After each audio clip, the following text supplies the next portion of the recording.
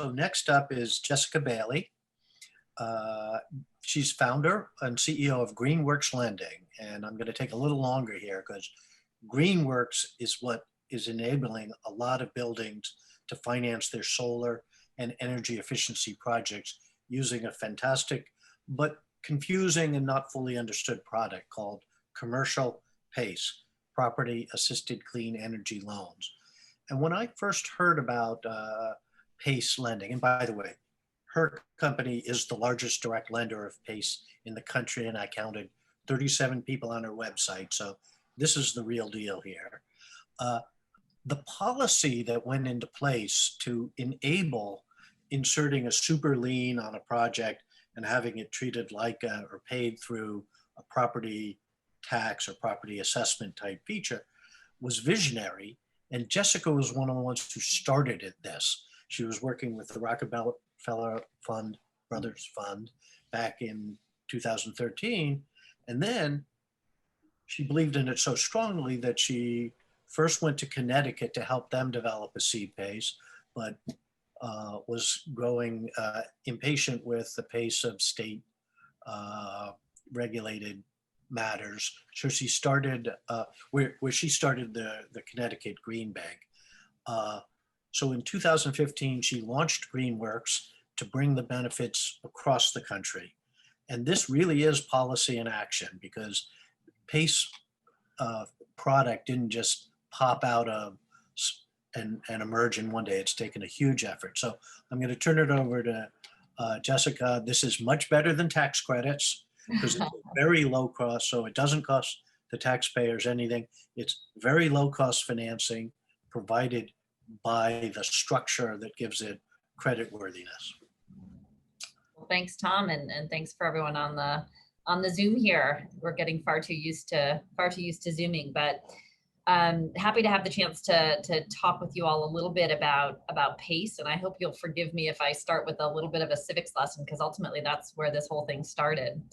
Back in 2008, when we were trying to figure out what to do around climate change policy, and realized pretty quickly that the kind of idea of a federal cap and trade system just wasn't going to happen, a group of us decided that we would start looking for policies at the state level that we could pass in order to accelerate the deployment of clean energy. And one of those policies that was innovated out in California was called PACE, Property Assessed Clean Energy. What that policy ultimately said was that energy upgrades in a state are a public benefit. And by passing a law that says that, ultimately you allow for capital to flow to individual building owners for energy upgrades in the same way we finance sewers and sidewalks and road extensions in the US. So it's a kind of innovative application of a policy that's been around forever. And ultimately it allows building owners to use their property as the collateral to access capital from companies like Greenworks, like my company, to do qualifying energy upgrades. And they repay us as an assessment charge on their property tax bill. So everyone always talks about how PACE is so innovative. It's actually not innovative at all. It's really just taking a structure that's been used since, Ben Franklin wanted to create a fire department and using it for clean energy. The nice thing about PACE from a political perspective is that it's very bipartisan. And that was one of the things that appealed to me all those years ago. For those of us who care about clean energy, this allowed for capital to flow to clean energy projects.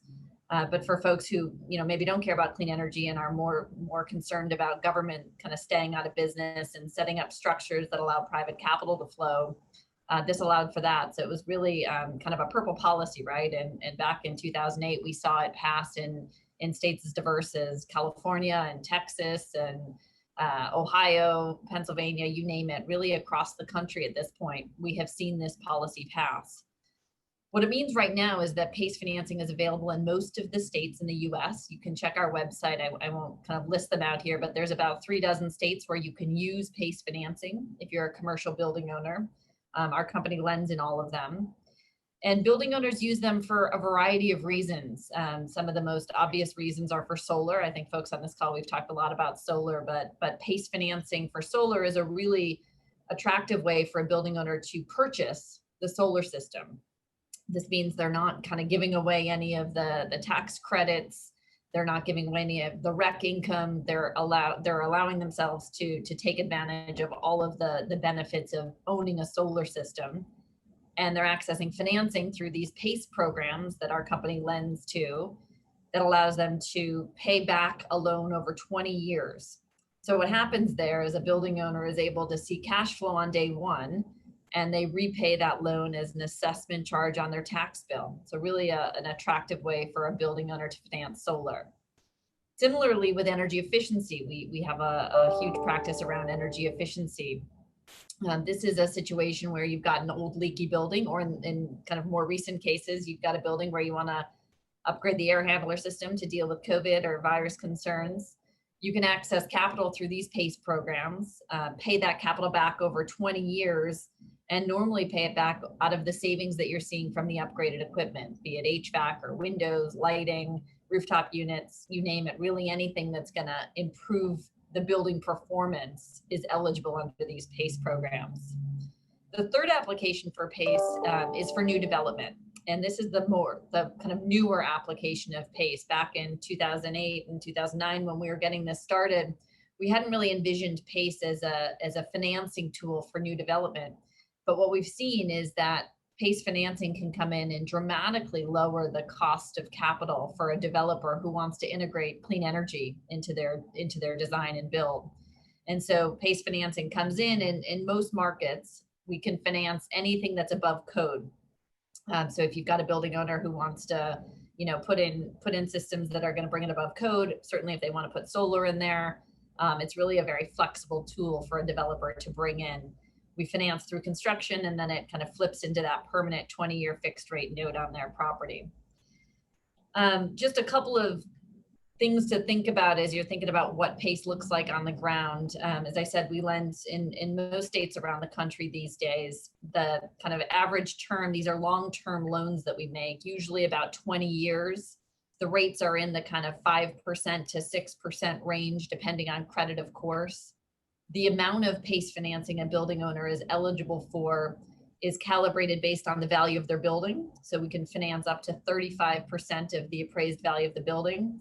And then obviously also calibrated based on what they're doing in that building. Our financing needs to go to things that are kind of under that state definition around clean energy or energy efficiency. But it ends up being a very attractive way for a building owner to access what is financing that's attached to their building rather than them. So it is non-recourse. The financing transfers if they sell their building. There is a argument that many building owners make that because it's a property tax, they can pass it through to their tenants in the same way they pass through other property taxes. And again, the kind of the ability to pay it off at any time allows it to be a very flexible source of financing. So I know that we've got a brief amount of time. Tom wanted to say two things about COVID and sort of what happened with PACE around COVID, because I know it's top of mind for everyone. As bad as the world has been, COVID has been a bit of a tailwind for CPace for two reasons. Number one, many more traditional lenders had to pull back financing in the last couple of months because of uncertainty, and that has not been a challenge for us. We've been able to lend even more. We've grown more quickly in the last 6 months than we ever have in our company's history. Our financing is filling a gap that's coming from banks pulling back leverage, mezz lenders moving out of the construction business, and in general, kind of traditional lenders turning into asset managers rather than lenders. So we've seen a real tailwind in demand. The other thing that's happened is that we've recognized that PACE financing in most states can be used retroactively, which is to say, if you are a building owner and a year ago you put in a new HVAC system and it cost you $1 million, you can access PACE financing now to essentially repay yourself for the financing that you put into your building back then. So it's allowed for this kind of retroactive or kind of liquidity for building owners that have, invested in their building and need to get some of that money out to weather the storm. So those two components have really demonstrated the kind of interesting applicability of PACE in a challenging economic time.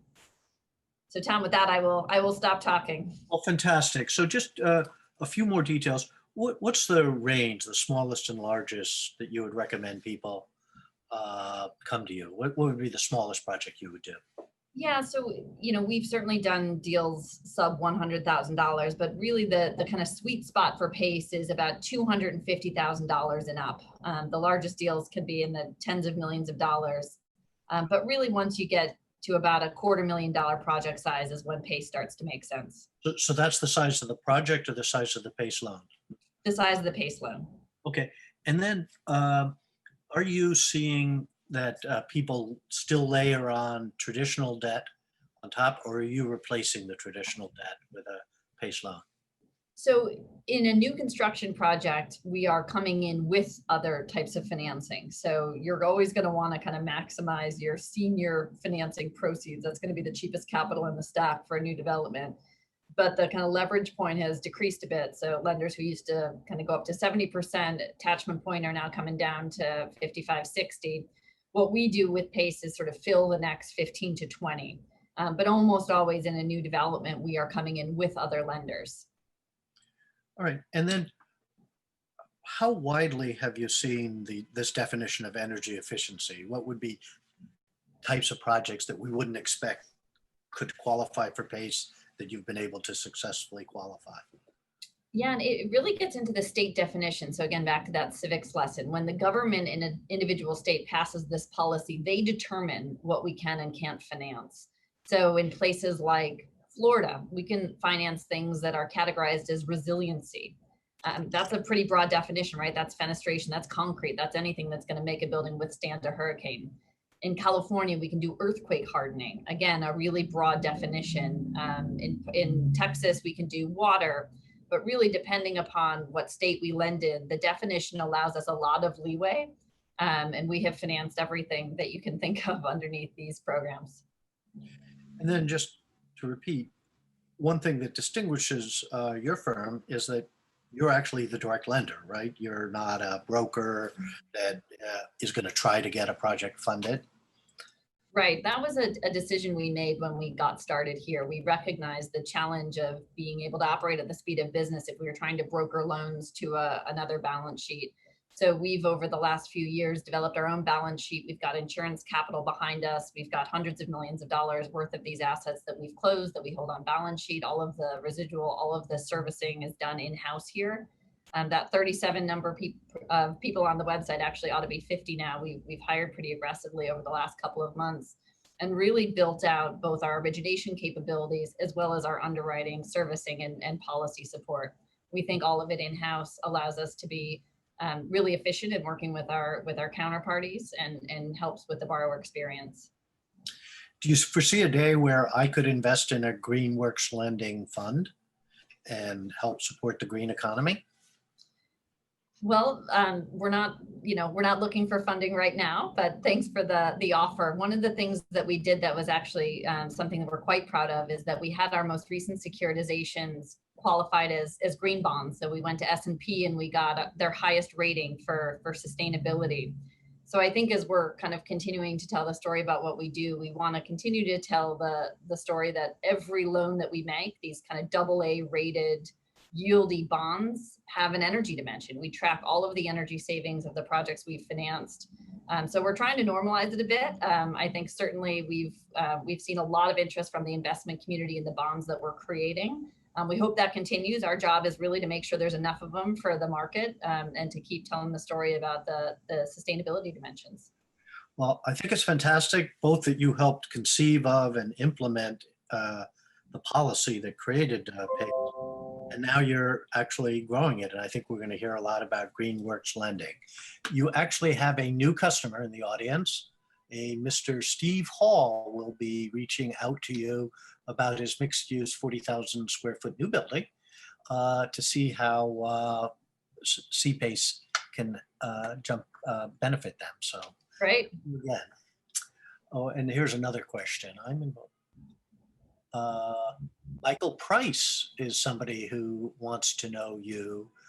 He does development and construction work in New York City. So I think you found a good audience here.